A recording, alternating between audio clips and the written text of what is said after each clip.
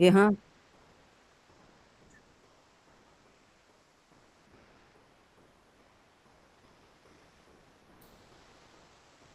Então tá.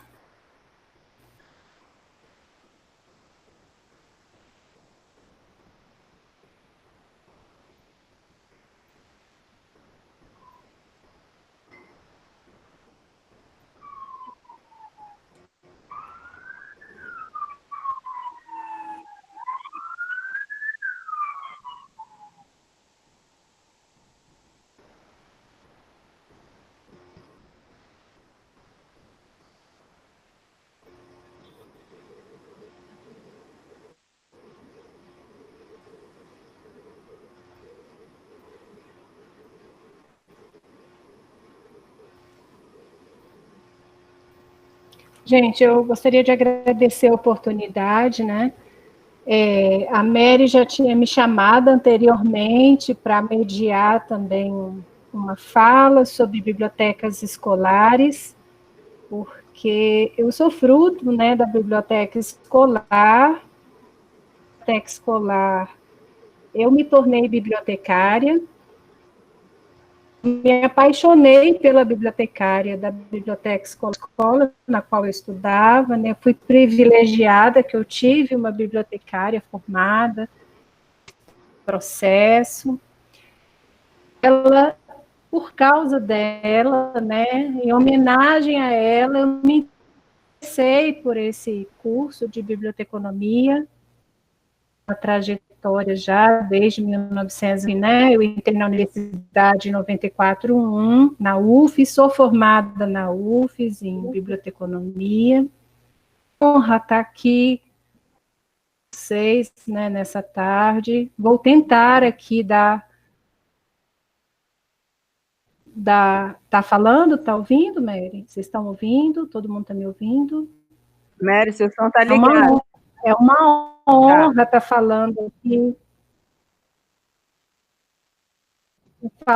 aqui para esse grupo. Toca tanto que é a questão ética, né? Ética tanto profissional, ética, ligada à questão da competência da. Bem, a gente vai trabalhar um pouco o conceito da ética. Tem muita gente que, quando a gente fala em ética, né, confunde um pouco ética com valores, né? Agora, a Vitorino e a sua companheira que escreveram esse texto belíssimo. Aliás, o livro todo é belíssimo. Eu acabei lendo o livro todo, porque eu fiquei apaixonado pelo tema.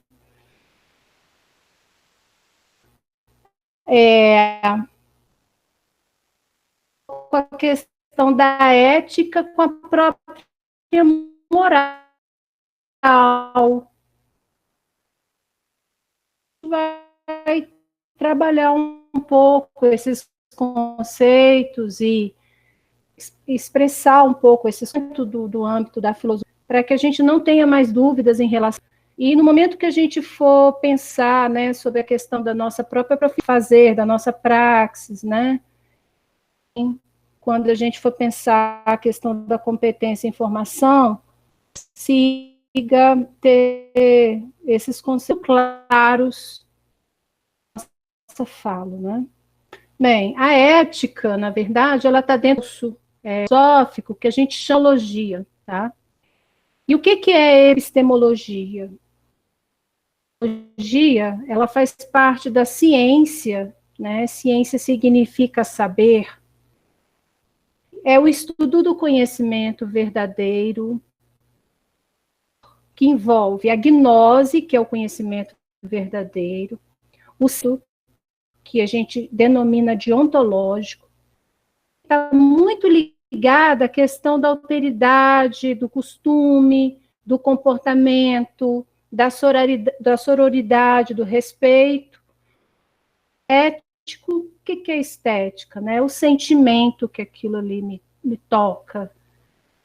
Idiomas, que são os valores, o sentido, a política, que é a arte do viver bem, tá? Então, dentro desse arcabouço, que a gente chama de estudo do conhecimento verdadeiro, a ética é uma parte da epistemologia. Como eu falei para vocês, ela está muito ligada a uma psicologia que eu gosto muito de estudar, que está relacionada a comportamento. Comportamento. Qual é o comportamento que eu tenho diante, seja ela qual for, que eu devo, dentro da minha profissão, me expressando como bibliotecária, como partícipe de grupos de e aí a gente tem algumas normalizações, a autora aponta, né, para o estudo da informação e do próprio Código do Bibliotecário Brasileiro, de algumas leis, questões, né, que estão relacionadas ao uso legal da informação. Nossa Declaração de Alexandria, que vai falar um pouco sobre o papel e significado do info no campo das ações, do conhecimento e do sentido desse conhecimento, né, das ações de gnose ontológico, leis, né, que regem a nossa profissão,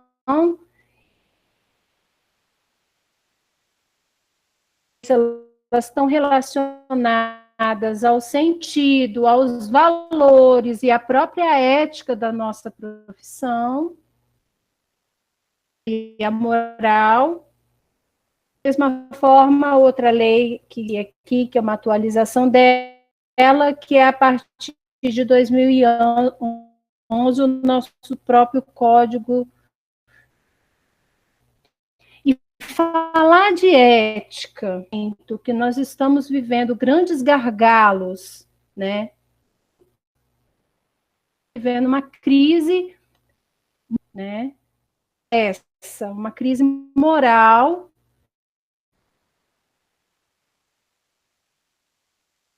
na nossa área, cada aí com um fenômeno chamado são.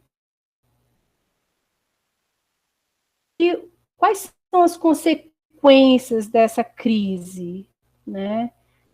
A crise aí que está relacionada a questões éticas ligadas à própria propriedade intelectual, né? Moral, plágio, limites dessas questões, desses direitos. Tem princípios éticos que estão ligados às questões de justiça, sororidade, compromisso, envolvimento.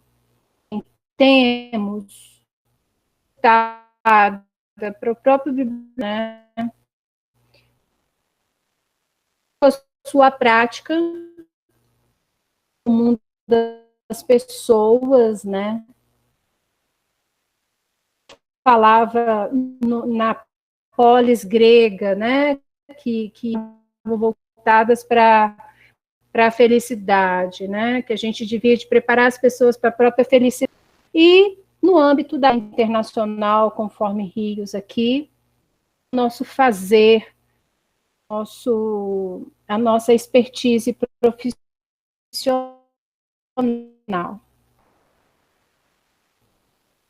Então, a ética, dentro da profissão do né, do cientista da informação, ele está muito ligado que a própria técnica que a gente usa no nosso fazer, que são despertados essa técnica, e as nossas relações, né, que está muito ligada às questões, né, a forma que a gente se relaciona com a gente mesmo dentro desse racional, certo? E a autora traz aí uma fala que ela diz que a nossa ciência, aquela que a gente pratica, a ciência da informação, tem poros, ela é porosa, o tempo todo trocando energia, né? De posse e uso da informação social, a sobrevida da sociedade. Sim, Mary?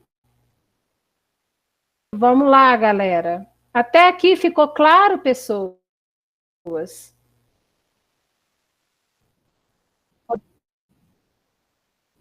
Estou ouvindo vocês, estou ouvindo, sim. Vamos continuar? Nós podemos continuar ou não? Então, ok. Então, vamos lá.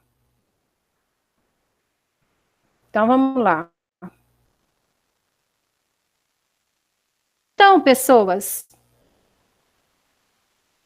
estava falando, né, da capacidade da ciência da informação ser sinergética, né? Ela troca energia, ela está o tempo inteiro dialogando com a própria sociedade, sentidos, né? Seja no âmbito acadêmico, no espaço profissional. Então, primeiro, a gente tem que estar lidando com novidades da ciência da informação. O grande ético, moral, está o tempo atualizando para essa realidade. Tá? Então, veja, no momento que eu construo um fundamento ético, moral da minha profissão, do meu fazer, preciso contemplar questões, né, que estejam abertas a essas mudanças, né, o tempo inteiro mudando. Então, o tempo inteiro a gente tem que ter também uma postura de mudança e de adequação. Eu sempre falo nas minhas falas, né, com qualquer pessoa, quando eu estou dando treinamento, ou quando eu estou falando sobre a biblioteca, né, o quanto a nossa ciência da informação cresceu, assim, assustadoramente. Eu comecei, e aí a Lucileide, que foi bibliotecária na Biblioteca Central, e eu fiz estágio na época lá no processamento técnico, né, que a gente tinha aquelas fichinhas eternas do Bibliodata Calco, que a gente colocava lá no... Tá ouvindo? Oi? Desculpa. Aquelas fichinhas, né, da evolução daquelas fichinhas, né, ao que nós estamos hoje. Meu Deus, que loucura, né? Eu lembro que a Biblioteca Central, quando a Biblioteca Central adquiriu um computador, né, ela ficava numa sala de vidro, era um lugar especial, né? Quando a Raquel Guimarães sentou com a gente para mostrar como é que era, né, a conexão com a internet. Gente, pelo amor de Deus, hoje a gente tem redes poderosíssimas, e aí me bate aquele sentimento, gente, eu realmente eu envelheci, aceita que é melhor. Quanta coisa que a gente teve que fazer, coisa que a gente teve que se adaptar e aprender nessa nossa ciência da informação, né? Se a gente não tiver aberto a isso, se a gente também não for um cara poroso e que esteja aprendendo novas tecnologias, as novas tecnologias que virão por aí, das coisas, né? E tudo mais, isso vai passar por cima da gente como um trator. Se já não está passando, né? Quando a gente tem dificuldade aqui, eu com essa dificuldade com a tecnologia, com a minha rede de administrar os meus arquivos e vocês me alertaram e tal. Então,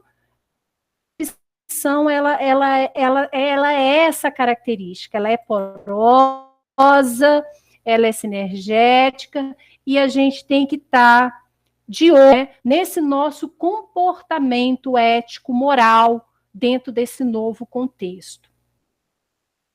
Além disso, a gente tem que lidar com alguns desafios, né? Adventos epistemológicos contemporâneos muito sérios. Eu não sei se você tem algum autor chamado Gabriele Fanelli, é o inglês que eu antes tenho lido muito as obras dele, são aí de 2002 a 2018, e ele fala muito, ele tem falado muito sobre essa questão da teoria da replicação de pesquisas, né? Essa superprodução de pesquisas numa determinada área de conhecimento e a geração de metadados a partir dessas pesquisas, né? Essas meta-análises que são feitas a partir dessas pesquisas, né? Os problemas éticos, epistemológicos estão envolvidos nas grandes pesquisas mundiais, que a gente tem que estar o tempo inteiro acompanhando essa grande quantidade de dados gerados, manipulados, armazenados, distribuídos pelas tecnologias, né? Fazem pensar sobre o uso adequado de dados para que se convertam na boa informação, ou seja, essa informação é uma informação que é atravessada por um princípio epistemológico de verdade e automaticamente o comportamento que essa verdade gera, que é a própria ética em si. E a gente também tem um outro contexto, né? Não é legal, que é um contexto aí que está baseado na cultura da cópia, do plágio, do direito autoral, né? De passar por cima do direito do autor. Princípio que venha deixando a todos boquiabertos, que é a questão da liberdade, até que ponto nós temos liberdade de expressão, até que ponto a nossa liberdade de expressão está sendo cerceada, né? A questão do acesso livre ao conhecimento, da censura, do imperialismo da informação, onde guetos mundiais, né, têm a posse da chancela do conhecimento, né, aquilo que o Boaventura de Souza Santos e o tempo inteiro da epistemologia do Sul, né, onde aqueles países colonizados, eles também são colonizados através do conhecimento, né, da informação. Atento a isso, porque nós estamos vivendo esse contexto, né, e as nossas unidades de informação acabam vivendo também esses contextos. Saber lidar com a informação também, né, tem aí outro ponto, pode trazer implicações legais para os indivíduos, né, além de causar o fenômeno chamado desinformação. O câncer hoje da nossa atualidade, da nossa contemporaneidade, é a questão da informação, da desinformação, que está em toda essa realidade que até então, né? Mas por que tudo isso, pessoal? E às vezes eu fico pensando, dialogando, né? Falei, caramba, por que a gente está vivendo essa realidade, né? Por que a gente temos que lidar com essa situação, né? Porque a informação, pessoal, ela é um bem que tem valor. E essa questão, ela é uma questão muito séria. Porque nós estamos vivendo para e passo que tem valor, que dá poder, que tem... E nós estamos lidando com outra variável, certo? E que vai essa que a gente está lidando? A gente está lidando com a questão do valor social e do lucro. Fica o valor da boa informação, da informação ética, conhecimento gnóstico ali verdadeiro, e ao mesmo tempo nós temos o lucro. E muitas vezes esse lucro não é apenas um lucro mercadológico, podemos dizer assim. O lucro é um outro bem, certo? Então, veja, por que desinformar sobre uma certa questão, né? Às vezes uma guerra comercial está travada ali, e desinformar está favorecendo alguém, assim como informar também. certo? Então, a gente tem que estar muito atento a essa relação, né? De que lado eu estou? Como eu me posiciono dentro desse capital intelectual? Porque a gente está lidando com capitalismo intelectual. Nós estamos lidando também com questões geopolíticas gravíssimas, né? Nós temos o mundo se polarizando novamente. E a gente sabe que é uma guerra comercial. E, claro, a guerra comercial vai refletir em cima da guerra intelectual também, né? E aí a gente vê a nossa ética tomando uma nova configuração. Ela entra aí como uma ética do valor social. Para todos nós, profissionais da informação, de responsabilidade, sororidade, respeito à diversidade, né? Atento à nossa posição dentro dessa nossa sociedade que visa, tá? E quando eu falo de lucro, pessoal, eu lembro sempre de um texto do Spinoza, eu sou meio espinosista, tá? Eu amo esse filósofo. Para mim, existe uma Denise antes do Spinoza e uma depois do Spinoza, porque esse livro aí, por exemplo, A Ética, a Maneira dos Geômetras, na tradução do Marcos Tadeu, ele tem na Biblioteca Central, UFES também, claro que a UFES é uma biblioteca muito bem dada. Ele fala o seguinte, pessoal, ele fala sobre a questão das nossas paixões e apetites, né? Fala do lucro, a gente está falando de algo que está relacionado a esses sentimentos humanos, né?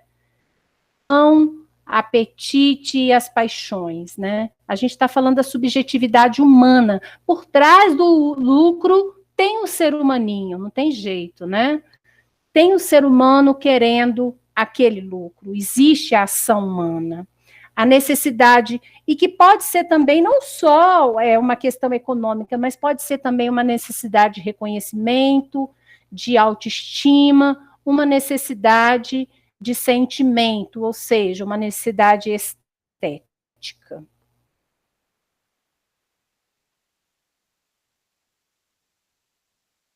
E aí, quando a gente fala sobre a questão da desinformação também, além dessa questão das paixões, né, que está relacionada à questão da imagem, do lucro, a gente também está lidando com duas questões muito sérias e acabar também, que é a ética judaica, onde também estão baseados todos os nossos princípios morais e éticos, por causa dos princípios religiosos, que foi o que construiu a moral. A gente tem um problema de autocerto.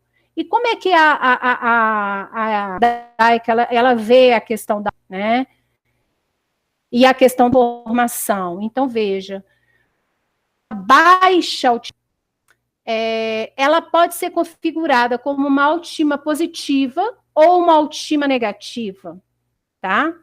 E aí eu vou contar rapidamente, só para quebrar um pouco esse assunto, uma historinha que vai ilustrar um pouco essa questão dessa ética, tá? Então, havia um cidadão que tinha 2 filhos, o mais velho, que era baixinho, e o mais novo era alto. E o mais velho tinha uma bronca do baixinho, porque ele achava que por ele ser mais velho, ele deveria ser maior que o pequeno, né? E um dia, no ápice da baixa autoestima do mais velho, ele pega e empurra o mais novo para dentro de um buraco. E o outro se machuca, claro, fica lá dentro daquele buraco, né? E tal. Aí o pai dele pergunta para ele: por que você fez isso com seu irmão?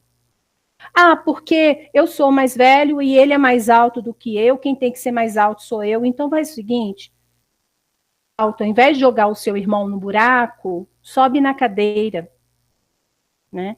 Então, veja, a autoestima, a baixa autoestima, sentimentos, a autoestima positiva, que leva o indivíduo a querer superar-se, a desenvolver-se, a melhorar, a informar-se, a procurar o melhor caminho.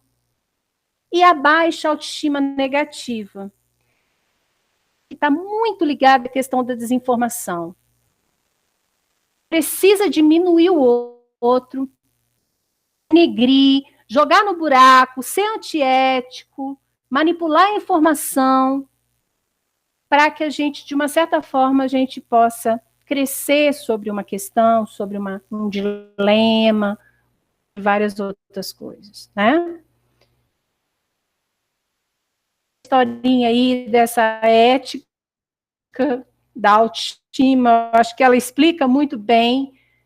Está o time da nossa e a questão ética contemporânea na qual nós estamos,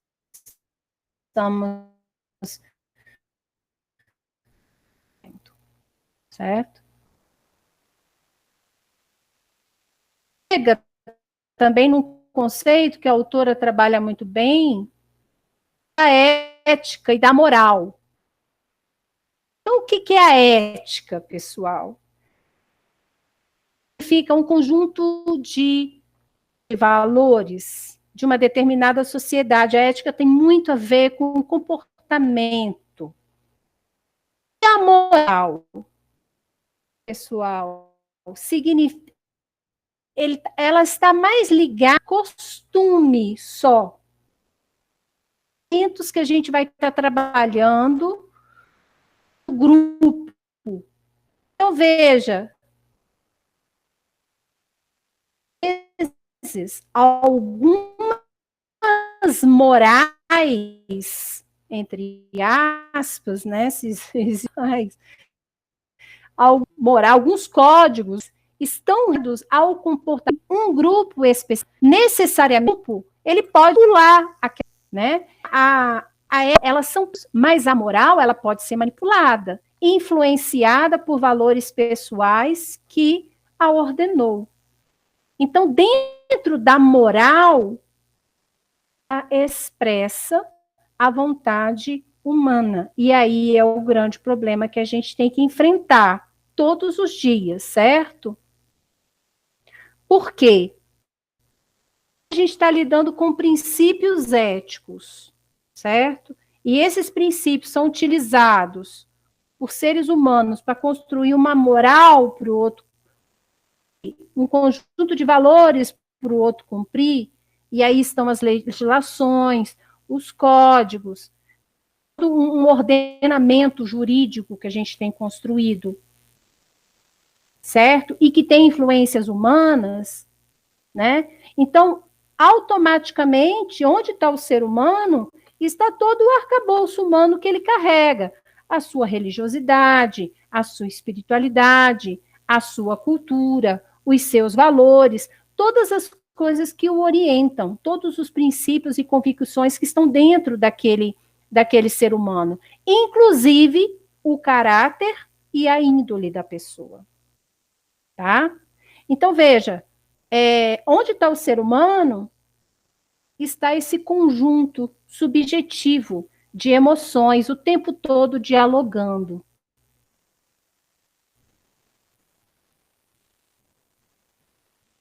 Muito bem. Vou utilizar depois esse texto, tá, pessoal? Porque eu estou vendo que a avançada aqui não vai, assim, ficar muito presa ao texto, mas sim aos aspectos principais, né, desse diálogo aqui moral do texto.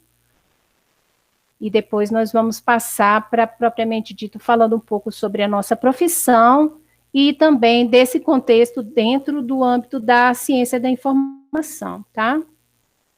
Então, vamos lá, pessoal. O texto aborda, né, a construção, como que foi feita essa construção da moral, né, da ética, moral do mundo, né, aponta 3 fases importantes, a própria antiguidade em si, né, e que foram ali éticas que sustentaram toda uma pergunta sobre a existência do ser humano, né, sobre a realidade das coisas e a moralidade. Uma segunda fase que entra a filosofia moderna, e que aparecem novas éticas, novos princípios, não baseados tanto nessa realidade do ser, mas trazendo uma inovação que foi a própria criação da ciência, né? E uma terceira fase na qual nós estamos e que a gente está lidando aí com uma questão da virada linguística, né? Onde a linguagem, a argumentação, os fenômenos, né, exigem da gente um novo posicionamento ético e uma nova sensibilidade para com éticas que atravessam. E aí a autora, ela vem citando aí, ela fala também sobre de onde se originaram, né, todas essas questões e cientistas. A gente já falou um pouco sobre as questões da nossa moral judaico-cristã, os nomes importantes que fizeram esse moral, trabalharam com a moral, né, com a ética também, tratar tanto, aprofundar nesse texto. E aí a gente vai passar para a ética, tá? E eu não sei se vocês estão me vendo, tá dando para me ver ou não? Tá dando para me ver também? Então, pessoal, e a gente? Nós temos um código de ética ou nós temos um código moral? Quando a gente falou um pouco sobre ética e moral, quero ouvir vocês. O grupo. Vocês estão me ouvindo?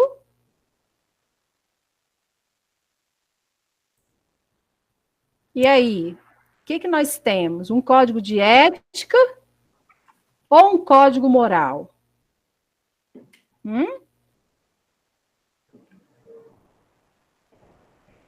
Denise, eu acho que a gente tem. Eu quero ouvir a população. Vamos lá. Está aqui, hein? Mas eu acho que a gente tem os dois. Os dois. De que forma? Eu acho que o grupo bibliotecário existem. Vocês estão me ouvindo? Tá, né? Existem grupos bibliotecários que têm costumes que são muito intrínsecos a eles. Né? Por exemplo, vamos dar um exemplo aqui de bibliotecários que trabalham em escola, bibliotecário escolar. Eles têm uma relação, uma forma de agir que é muito diferente do bibliotecário que está atuando numa biblioteca especializada ou numa biblioteca universitária. Então, existe um ethos cultural desses grupos que aí a gente pode dizer que talvez eles estejam baseados nessa moral. E ético, na verdade, a gente até tem, né? Oficialmente existe, mas, assim, a prática é que o comportamento é que é meio subjetivo, mas eu acho que a gente opera nos dois, tá? Eu estou chutando aqui, pela perspectiva que você falou. Eu estou vendo aqui mais umas opiniões. Olha, eu vou falar as opiniões e a gente vai conversando, tá? Porque eu acho que quando a gente entra numa parte mais teórica, é interessante a gente fazer uma explanação, mas como a gente vai entrar numa parte mais prática, que é a nossa vivência como profissional da informação, como bibliotecário, eu gostaria muito de ouvir a opinião de vocês para a gente poder trocar umas figurinhas e conversar aqui, né? Então, veja, o Marcos colocou o seguinte: amor proibido, né? Já o Arimaté, José de Arimaté, falou que nós temos um código moral, né? A Marilene colocou, deveria ser os dois. Colocou sim, nós temos um código de ética, né?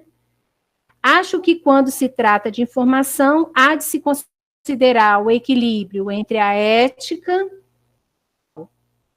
certo? Alguém tem mais alguma opinião a colocar?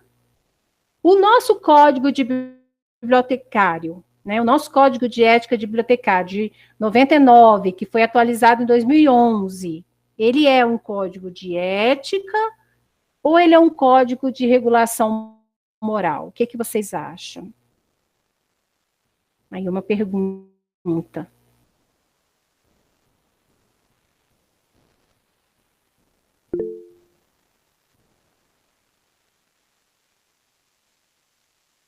O Cileide colocou aqui, né? O respeito à cultura e à expressão ética. Sim. Quem mais gostaria de colocar?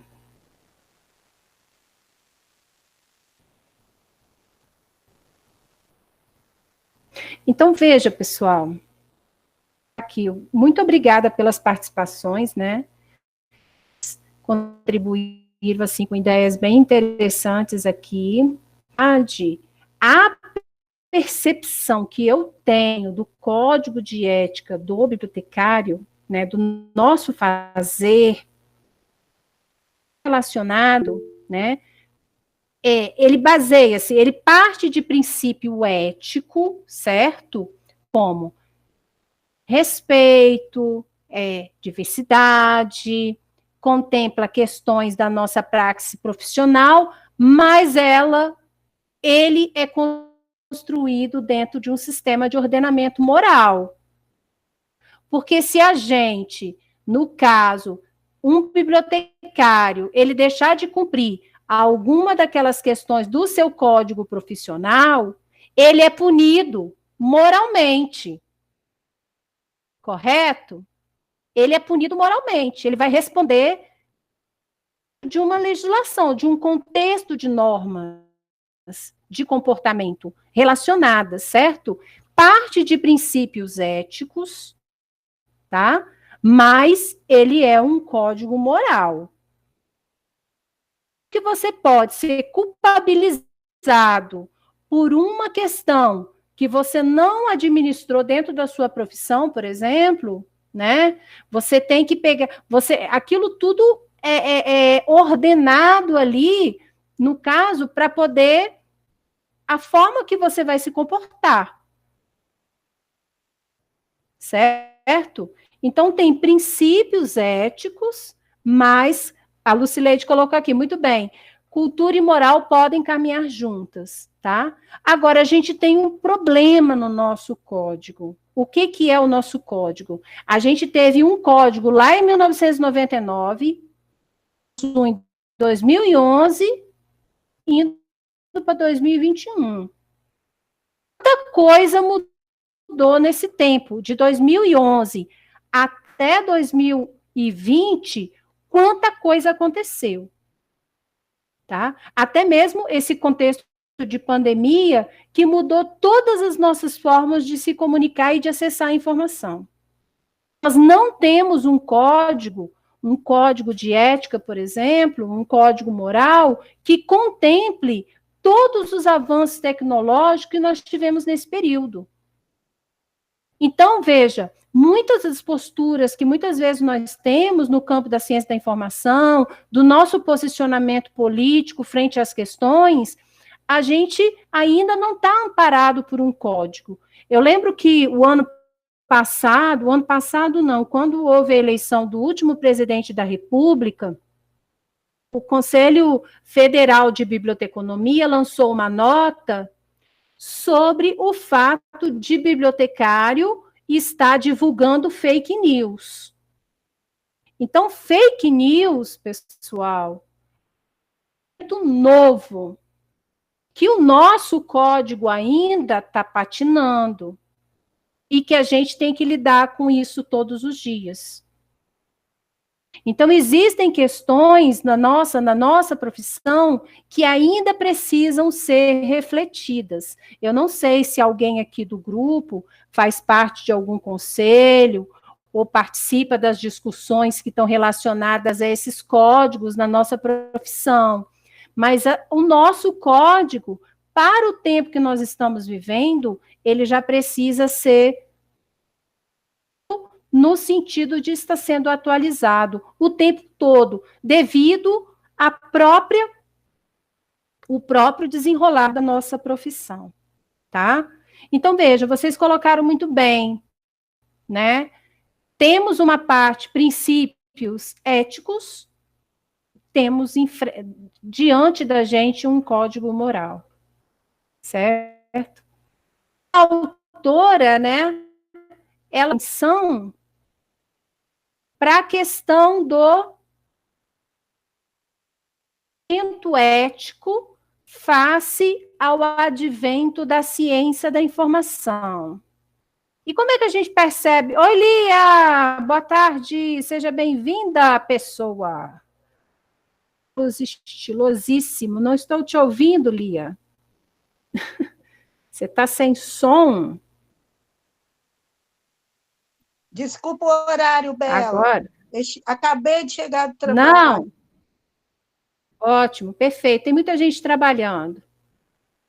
Então, vamos lá, pessoal. Como que é esse posicionamento ético frente à questão da competência da informação, né?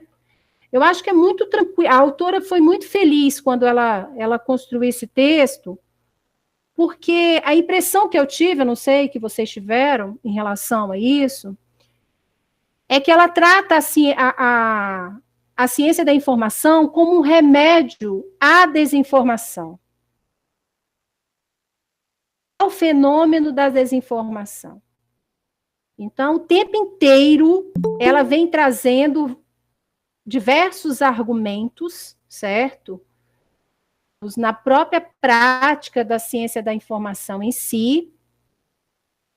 Carla Heller também está participando, seja bem-vinda. Ela vem trazendo essa questão dessa discussão, desse contexto da ciência da informação como uma profilaxia contra a desinformação. E ela conclama todos nós, profissionais da informação, dos nossos diferentes lugares de praxis, né, que a gente contribua. Só que quando ela chama a gente para trabalhar na parte da ciência da informação com a nossa contribuição, ela conclama ética, princípios, né? Ela não conclama normas, ela conclama os nossos princípios. E quais são esses princípios? Fazer com que as mediações que a gente vai trabalhar, né, na área do COINFO, que elas realmente tenham princípios, né? E que princípios são esses? Baseado na verdade, no acesso à informação, no sigilo que muitas vezes a gente tem que ter sobre determinadas informações. Tem um momento que ela cita um exemplo, né? Por exemplo, de um usuário que chega com uma necessidade de informação no serviço de referência, está ali, né, querendo se matar, sei lá, com ideações suicidas, e ele pede um livro de suicídio, por exemplo. Eu, lá na Biblioteca Central, tive uma experiência parecida. Duas vezes, uma experiência parecida. Um usuário me procurou na referência e me perguntou, a senhora tem um livro de satanismo? Como praticar o satanismo? Aí eu falei assim, tenho. Porque tem isso na biblioteca. Ele me perguntou onde é que fica. Eu podia ter visto o número para ele. Aí eu falei, olha, é na classe 2. A classe 2 é religião. Aí o pessoal olhou para minha cara e falou bem assim, Denise, você não tinha que ter falado para ele onde ele ia encontrar o livro de satanismo. Disse, olha, o negócio é o seguinte, lá na classe 2 é religião. Quando ele for procurar satanismo, ele vai demorar lá, porque a classe 2 lá da UNB é grande, então ele vai encontrar um monte de Deus também no caminho. Ele pode até encontrar o satanismo dele, mas vai demorar. Enquanto isso, ele vai encontrando outras coisas também. Quem sabe, naquelas coisas que ele vai encontrar, vai que ele desperta, né? Para alguma outra coisa. Mas deixa ele lá, coitado. O cara não estava batendo bem da bola. Agora, Deus sabe o que ele ia fazer com esse livro de satanismo, né? Lia está morrendo de rir. Bem a minha cara, né, Lia? Né? Bem a minha cara. Um caso também muito interessante, também no serviço de referência, né, de um usuário que estava no final da tese e foi abandonado pelo orientador, né? E o orientador mandou que ele fosse à biblioteca para ele se virar e organizar a tese dele para a defesa, e ele já não tinha mais energia. Ele estava de licença, a licença dele estava acabando, ele tinha que defender. No momento que a gente estava negociando a informação, ele falou bem assim, olha, você sabe que tem muita gente que se mata quando está fazendo a tese?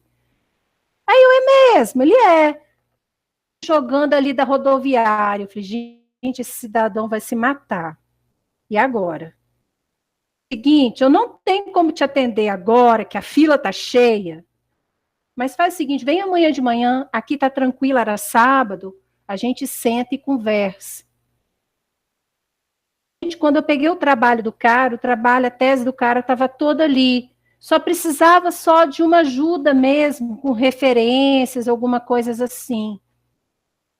Então, e no outro dia eu fiquei pedindo, né, para ele não fazer uma bobagem e tal, né? Pensa bem, descansa, vai lá, bota uma noite no meio, vem aqui, a gente conversa, você vai ver, você vai conseguir as referências que você quer, você vai para sua banca.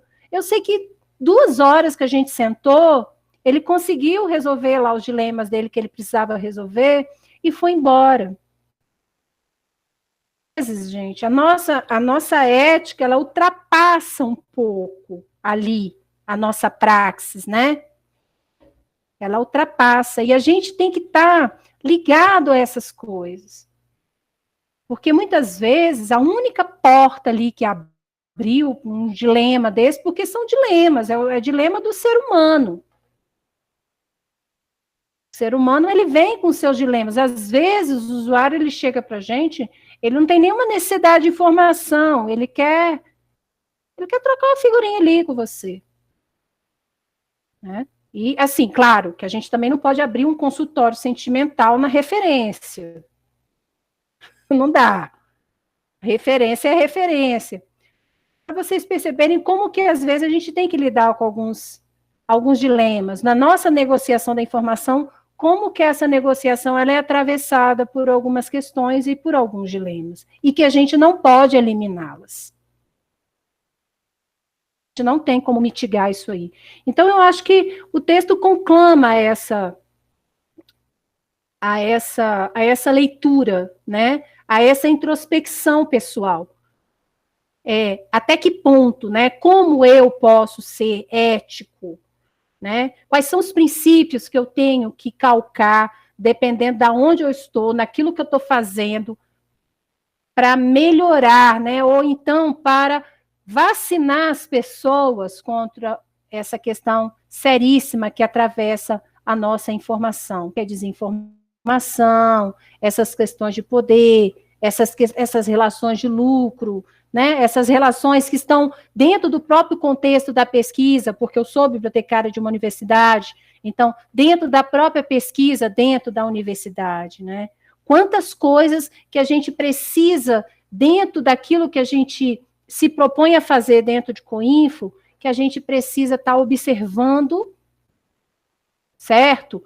No momento que a gente está entregando ali, negociando a nossa informação, ou dando acesso à informação. Então, eu acho que cumpriu aqui, né? O nosso texto se fecha.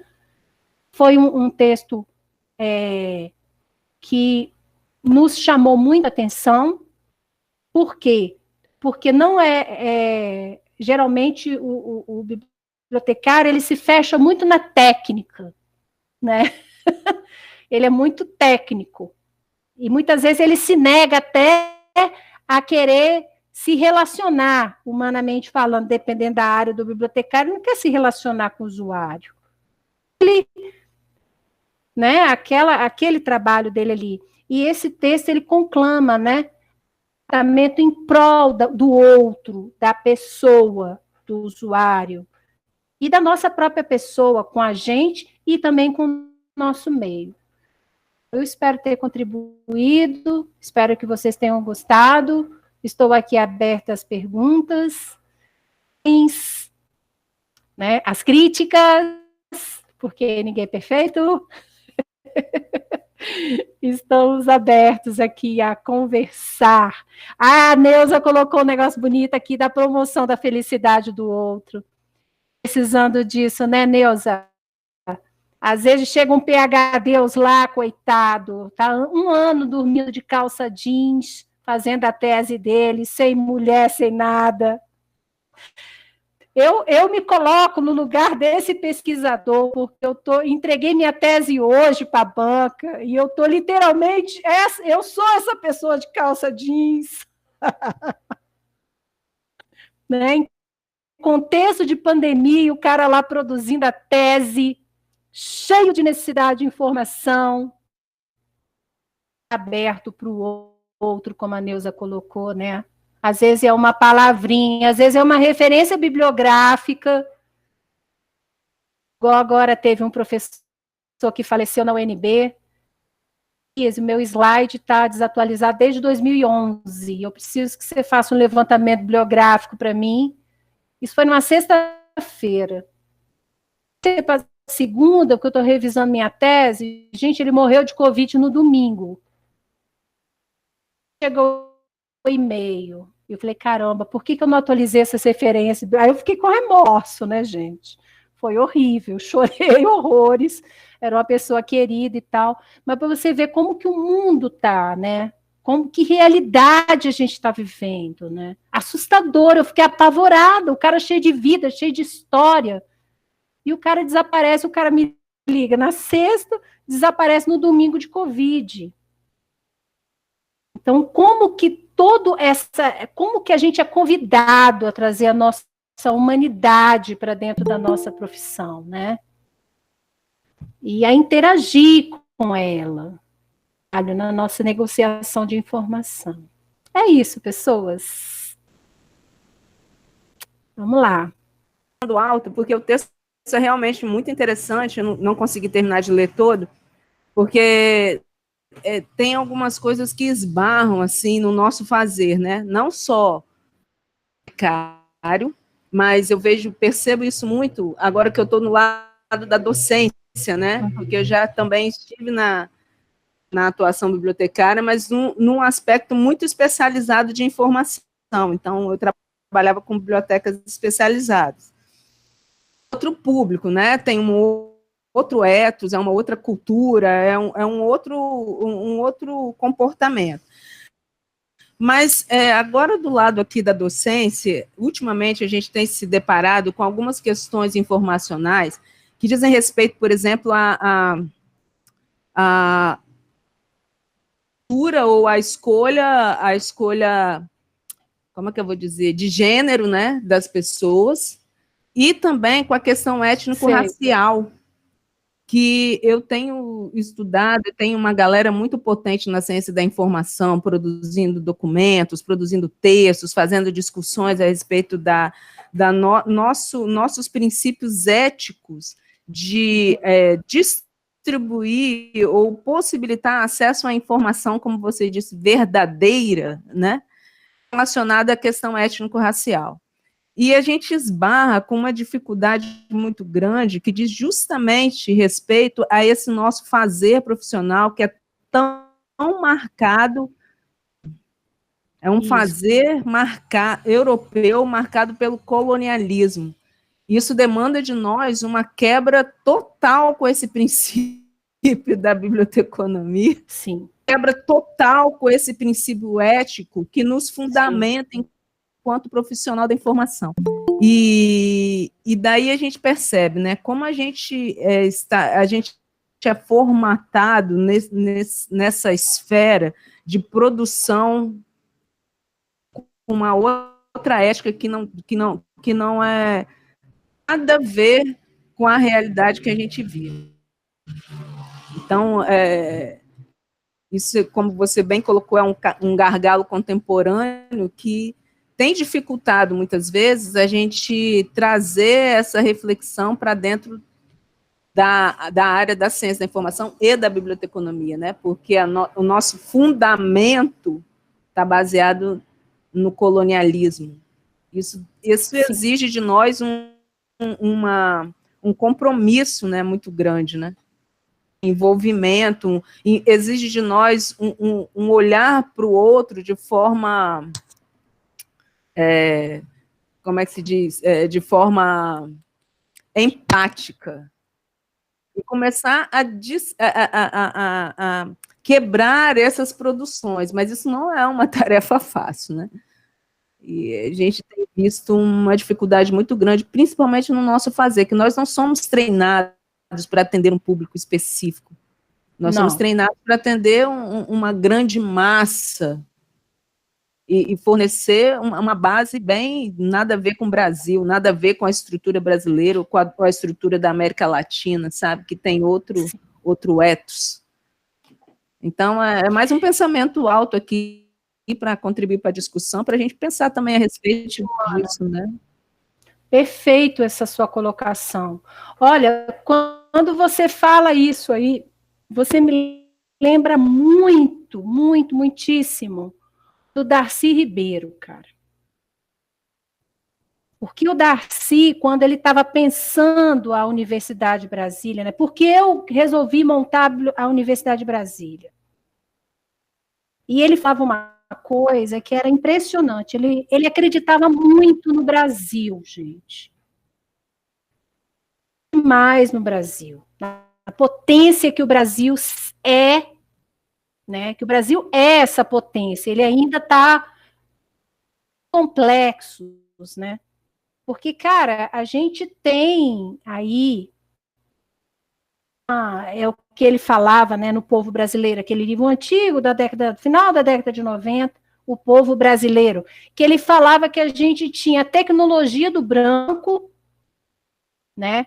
A gente tinha a espiritualidade, a religiosidade, a tradição do negro, e a gente tinha toda aquela questão da sustentabilidade indígena, que era o sangue do brasileiro, que era a gente, certo? E que nos preparados como povo de assumir, né, de ser uma grande potência mundial em termos de território e dessa própria concepção que a gente tem, que todos nós temos, né, dentro da gente, certo? Quando Darcy, por exemplo, nasceu lá o Bautista Vidal, que criou o motor a álcool, né? A metanol, fantásticas que os caras desenvolvem e arrasam mesmo, né? Infelizmente, o tempo que nós estamos vivendo hoje é um pouco na contramão dessas histórias do Darcy, e o tempo do Darcy foi um tempo de contramão, porque ele falou isso numa época de ditadura, num contexto de ditadura militar.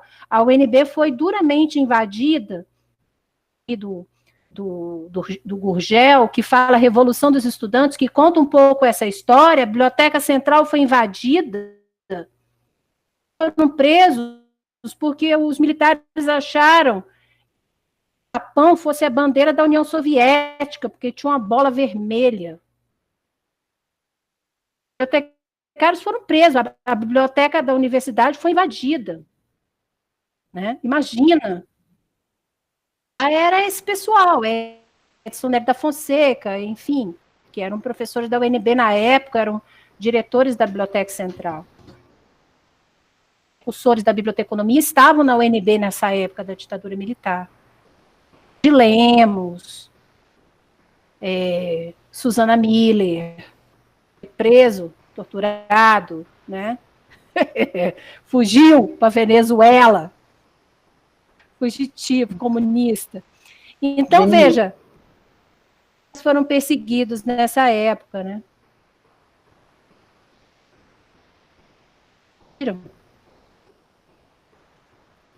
E foi na água deles que a gente bebeu para se formar. Denise. Pois não, querida, fala. Diga. Você tinha comentado um pouquinho mais no início sobre a questão, né, da experiência no serviço de referência, da formação, né, em biblioteconomia. Sou arquivista e sou mestranda do curso de Ciência e Informação pela UFES e sou aluna do curso de biblioteconomia. Mas, no entanto, eu trabalhei muitos anos em uma biblioteca universitária aqui no estado, em uma instituição privada, e o setor que eu mais gostava era o setor de referência. Justamente por conta desse relacionamento que a gente tem, né, desse envolvimento que a gente acaba tendo com o usuário. Os alunos, por ser uma biblioteca universitária, eles acreditavam que era um consultório e que eu tinha formação em psicologia, em muitos casos. Mas aí a gente tentava, né, contornar a situação e conseguia levar. E aí você estava falando, você comentou sobre a questão de trabalhos e de necessidades, etc. Que eu via muito dentro dessa universidade, com alguns dos alunos, era a dificuldade que eles tinham, o que era o copiar e colar, de exercer o seu dever de citar quem você está falando, né? Uhum. E aí, a gente estava conversando anteriormente, eu e a professora Mary, a gente estava falando sobre a questão do texto, né? Que traz sobre os direitos autorais. Aí eu queria que você explanasse um pouquinho, se possível, a respeito disso, porque acho que também entra nessa questão, né? De ética, que em muitos casos, em muitos momentos, não são passados por falta até de conhecimento mesmo, muitas vezes, ou até por vista grossa, infelizmente. Acaba se deparando numa biblioteca universitária com pessoas pouco instruídas e sem um pingo sobre o de como fazer, sabe? Fazer um ruído aí, né? Um erro aí de comunicação que acaba sendo, pelo menos lá no momento em que eu estive lá, era um dos principais problemas que a gente tinha, do aluno chegar e não saber, o professor falou que eu copiei, mas eu não copiei, eu escrevi, e o que é, né? Então, você trazer um pouquinho para a gente, acho que seria interessante. Gente, essa questão da cópia, do plágio, né, é um câncer. É um câncer, não só na sua universidade aí, universidades do país, do mundo, que envolve uma outra questão muito mais séria, que é a questão da educação. Às vezes, pessoal, um aluno ele só vai ter contato com uma biblioteca na universidade, na faculdade que ele vai fazer. Ele estudou a vida inteira na escola, biblioteca lá, certo? Agora que mudou um pouco isso. Antigamente era sinônimo de profissional encostado, né? Tinha aquele professor lá que está na fase do condor, né? Já estava com a validade vencida ali, tá? Bora encostar ele na biblioteca. Ele mesmo já falava, já está na hora de eu ir para a biblioteca. Eu sei disso porque encostaram a minha mãe na biblioteca a pedido dela. Não queria mais dar aula, final da carreira. Lá no Vasco Coutinho, né? No grupo. Minha mãe era professora do grupo. Então, ela era premiada com a biblioteca. E o que ela fazia na biblioteca? Nada, porque ela não sacava nada de biblioteca. Amontoado, e não tinha nada, só tinha os livros, nem os alunos usavam aqueles livros, certo? Direito. Depara com esse usuário que está chegando agora, o que a gente tem que fazer, pessoal? Voltado a capacitar esse usuário. Então, a nossa informação, a nossa ética, ela muda em relação a esse usuário. A gente sai do papel do bibliotecário ao profissional da informação e a gente passa a ser o bibliotecário educador. Não tem por onde fugir. é educar essa pessoa. E não se engane, tá? Eu trabalho em muitas pesquisas. Pesquisa que eu tive que educar o PH Deus. PH Deus, e era PH Deus. O cara chegava nervoso, acendia não sei quantos mil cigarros na minha cara, porque ele queria uma estratégia de busca, para uma busca gigante. E eu falei com ele, querido, não vai rolar. Ele tem que rolar. Eu falei assim, então tá bom. Depois ia lá e esculhambava. Eu falei assim, professor, faz o seguinte, vamos sentar aqui, vamos simular. Ele foi mostrando. Era o professor, gente, um pesquisador acostumado com pesquisas robustas. E a gente teve que pegar pela mão e ensinar. E quando ele saiu de lá com várias estratégias, do jeito que eu tinha falado com ele, e ele foi simular na pesquisa dele, e a pesquisa trouxe resultado, com um sorriso daqui, tá? Essa semana ele me mandou um e-mail, cadê você? Estou precisando de você no projeto Arbocontrol. E você sabe o que ele fez também? Aí ele foi legal. Tudo quanto é publicação, porque eu participei da busca. Tá? Eu virei pesquisadora do grupo dele. A pesquisa dele foi publicada lá no Canadá. Perfeito. Essa semana ele me mandou um e-mail. Onde é que você está? Doutorado. Estou afastado. Preciso de você urgente. Ele, para quê? Eu quero você no meu grupo de pesquisa. Estou precisando de você urgente. Estou precisando melhorar as pesquisas e tal. Então, a gente tem que se educar. Não tem como a gente passar por essa questão do plágio, a questão de ensinar você a mediar a informação, a ensinar as estratégias de busca, sem a gente assumir esse papel que da informação traz para a gente. Então, bem, a gente passa a ser um bibliotecário educador. Sim, né? Porque esperar que essa pessoa vá aprender do nada, isso não vai acontecer. Pessoas concordem, discordem, não aceitem, por favor. Aí está aqui, ó, a Lia, a Neuza, precisamos romper essa perspectiva colonialista, a bibliomata, eu concordo. Eu tive o prazer de estudar em 2 universidades com a proposta do Darcy Pombas, caramba, o cara era incrível, né?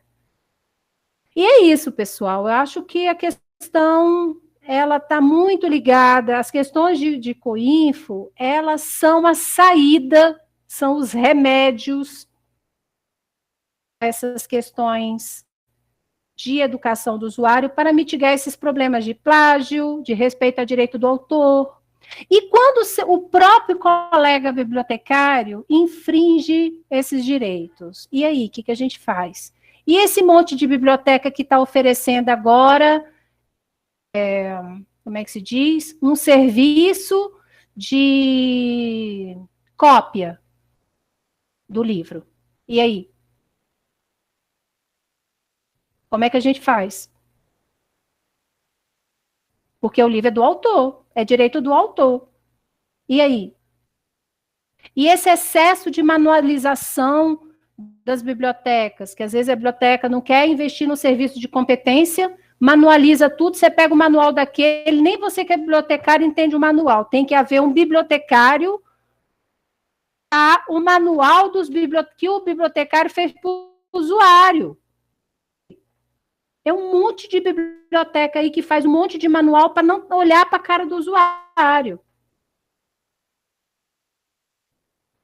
Né? E aí, como é que a gente lida com essas questões éticas dentro da nossa própria profissão?